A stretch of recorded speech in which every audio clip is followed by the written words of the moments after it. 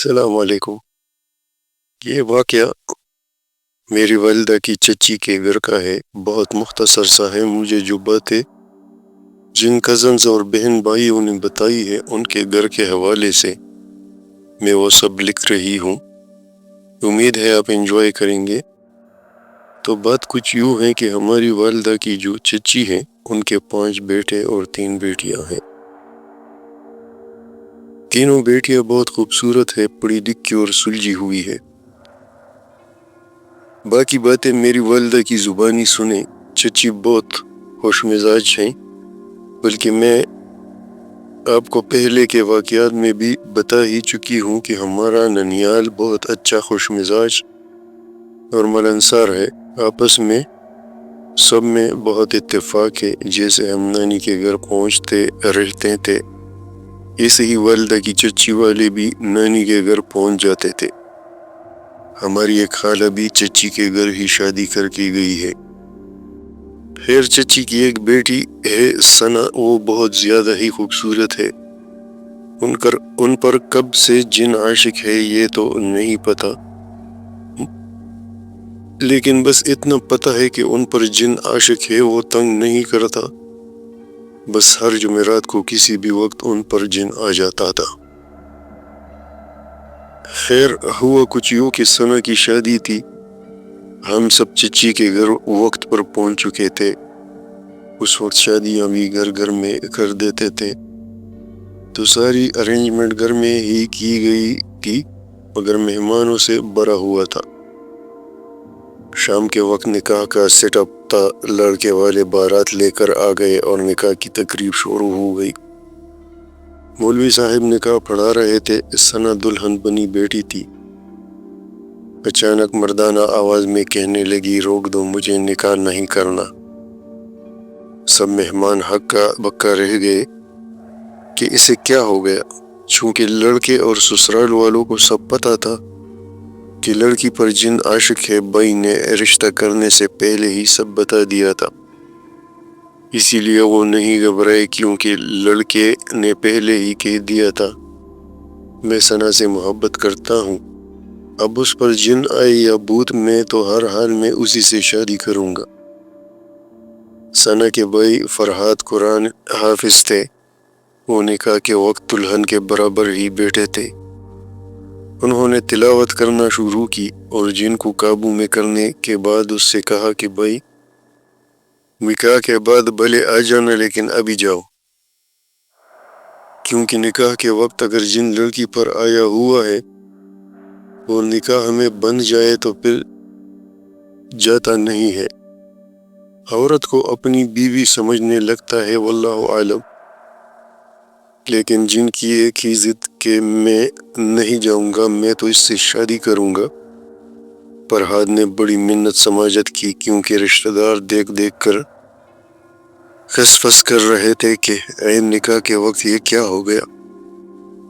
اس وقت سب وہاں تیار ویار ہوئے کھڑے تھے کہ سامنے میری ممانی، جن کا میں ذکر بھوت بنگلے والی سٹوری میں کر چکی ہوں، اس وقت وہ چھوٹی تھی، 15 سال کی۔ ثنا نے ان کے پاؤں کی طرف نظر کر کے مردانہ آواز میں کہا کہ مجھے یہ چپل سینڈل چاہیے۔ آپ کو ہنسی آ رہی ہوگی نہ یہ سن کر، بالکل اسی طرح مجھے بھی بہت ہنسی آئی جن کی بھی تکی فرمائش پر۔ فرحاد نے کہا، ہاں بھائی، تجھے سب دیں گے، ابھی اس وقت جا، سب مہمان آئے ہوئے ہیں، ہماری بے عزتی ہو رہی ہے، بہن کا معاملہ ہے۔ جن نے کہا، نہیں، میں ثنا سے شادی کروں گا، پیار کرتا ہوں ثنا سے۔ نکاح خوان جو مولوی آئے ہوئے تھے انہوں نے پھر بات کی۔ انہوں نے سمجھایا کہ انسان اور جن کی شادی نہیں ہو سکتی، اللہ کا قانون ہے۔ بڑا تنگ کرنے کے بعد جن اس شرط پر چلا گیا کہ ثنا کی شادی کے بعد بھی آؤں گا۔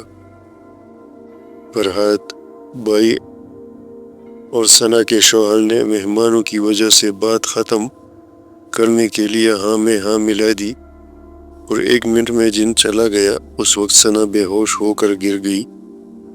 خیر، خاندان والوں کو تو اب سب پتہ چل گیا تھا۔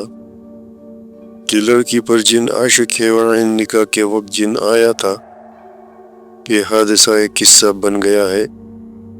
جب بھی ثنا ہم سے پوچھتے تھے کہ تمہیں پتہ نہیں چلتا تمہارے اندر جن آتا ہے، تو ثنا یہی کہتی تھی کہ مجھے ایک خوبصورت لڑکا دکھتا ہے جو صحن میں کھڑا ہو کر کسی دوسری زبان میں کچھ بولتا ہے. میں اسے دیکھتی ہوں، پھر مجھے کچھ پتہ نہیں چلتا کہ کیا ہوا ہے. وہ بہت خوبصورت ہے، عام لڑکوں کی طرح نہیں ہے. بہت زیادہ سفید رنگ ہے اور بڑی بڑی کالی آنکھیں ہیں. ہم یہ سن کر بڑے حیران ہوا کرتے تھے. خیر اللہ اللہ کر کے شادی ہو گئی. ثنا کے شوہر بہت محبت کرتے ہیں. اس سے ان کی ایک بیٹی ہے جو جوان ہو چکی ہے، لیکن یقین مانے ثنا کی بیٹی اور ثنا دونوں بہنیں لگتی ہے. ثنا اب بھی بہت خوبصورت ہے. میں خود انہیں جب بھی دیکھتی ہوں یہی سوچتی ہوں کہ یار بچپن سے انہیں ایسا نہیں دیکھتی آ رہی ہوں. اب تو میں خود اتنی بڑی ہو گئی ہوں. یہ وہی کی وہی ہے. اللہ پاک کسی کسی کو حسن کی دولت سے مالا مال کر دیتا ہے. خیر ان کے شوہر نے بھی ان کا بہت علاج کروایا، لیکن کوئی بھی اس جن کو نہیں بھگا سکا. جس کے پاس لے کر گئے تھے علاج کے لیے، انہوں نے حاضری کر کے بلایا اور پوچھا کہ تو کیوں بچی کا پیچھا نہیں چھوڑتا.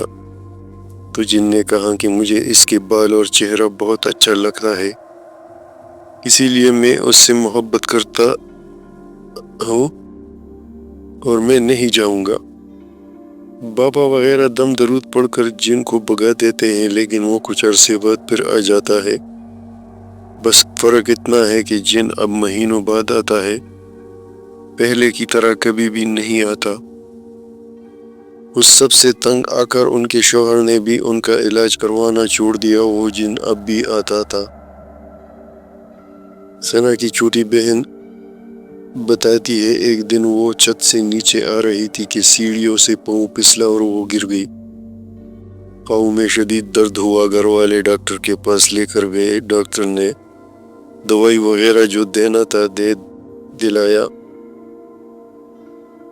لیکن چلنے پھرنے سے بالکل معذور ہو گئی. ٹانگیں بالکل مفلوج ہو گئی. وہ ویل چیئر پر آ گئی. اسے واش روم بھی بہن لے کر جاتی. بھائیوں نے ہر اچھے سے اچھے ہاسپٹل میں دکھایا، لیکن کوئی فرق نہیں پڑا. چچی جوان بیٹی کو اس طرح دیکھ کر خوب روتی، کیونکہ اس کی منگنی ہو گئی تھی. اور معذور دیکھ کر سسرال والوں نے بھی منگنی توڑ دی. حالانکہ میڈیکل رپورٹس ہر بار بالکل ٹھیک آتی تھی. تقریباً 7 مہینے ہر جگہ علاج کروانے کے باوجود کوئی فرق نہ پڑنے پر بھائیوں نے استخارہ کروایا. استخارے میں پتہ چلا کہ خمرہ کی معذوری کی وجہ جنات ہے.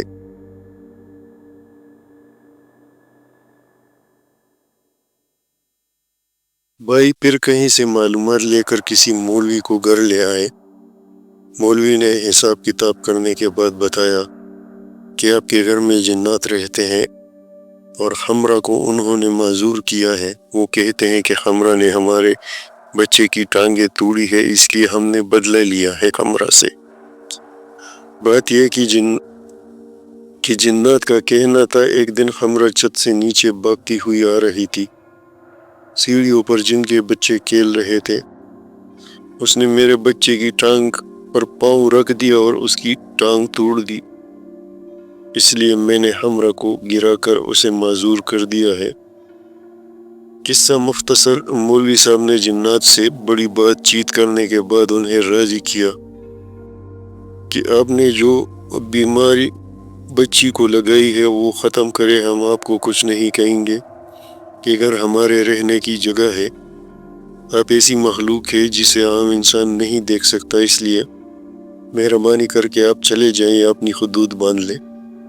پہلے تو جنات مان نہیں رہے تھے. ان کا یہی کہنا تھا کہ ہم کسی کو تنگ نہیں کرتے، اتنے عرصے سے ہم یہاں ہیں. مولوی صاحب نے بہت سمجھائے لیکن ان کی ایک ہی بات تھی کہ خمرہ کو صحیح نہیں کریں گے، اس نے ہمارے بچے کی ٹانگ توڑی ہے۔ لیکن بہت ضد بحث کے بعد وہ مان گئے اور ہمرا بھی کچھ ہی دنوں میں چلنے لگ گئی۔ مولوی صاحب نے جنات کی حدود باندھ دی، وہ چھت کی ایک سائڈ پر رہتے ہیں اور ہمرا کی بھی ایک بزنس مین سے شادی ہو چکی ہے، اس کی 2 جڑواں بیٹیاں ہیں اور وہ اپنے گھر میں خوشحال ہے۔ میں نے ذکر کیا تھا کہ میری خالہ چچی کی گھر شادی کر کے آئی تھی، انہیں کچھ نہیں پتا تھا کہ چھت پر جنات وغیرہ ہے، گھر والوں نے انہیں بتایا نہیں تھا۔ کچھ عرصے بعد ان کے ہسبینڈ نے چھت پر ایک کمرہ بنایا اور اوپر شفٹ ہو گئے۔ خالہ نے ڈسٹ بن یا پتہ نہیں کوئی چیز مجھے صحیح سے معلوم نہیں چھت کی دوسری سائڈ پر رکھ دی۔ صبح اٹھ کر دیکھا تو وہ جلا ہوا تھا جیسے کسی نے رات کو جلایا ہو۔ پوری دیوار بھی کالی ہو چکی تھی، آج بھی وہ حصہ ویسے ہی جلا ہوا اور کالا ہے۔